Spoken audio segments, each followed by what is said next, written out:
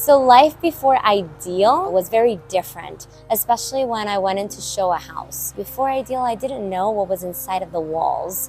I didn't know what the insulation was, drywall, plywood, all the electrical. With inspection reports, we had to ask for a lot of clarity from the inspectors. And even when they explained things to me, I didn't truly know because I hadn't seen it. I felt before Ideal, some of my clients had more knowledge about the properties than I did because I had never put a piece of plywood or drywall on a framing structure.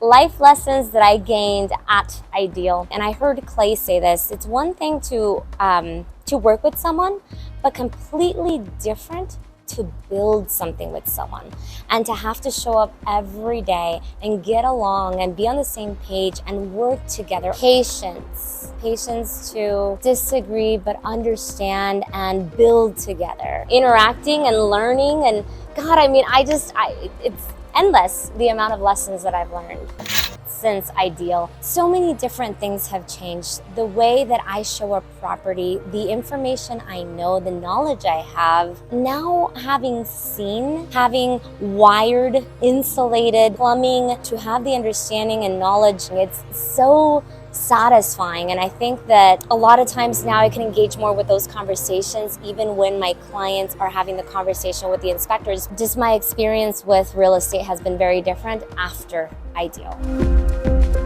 Ideal prepared me in a very interesting way. It prepared me in having better conversation, more quality conversations with my clients when it came to inspections.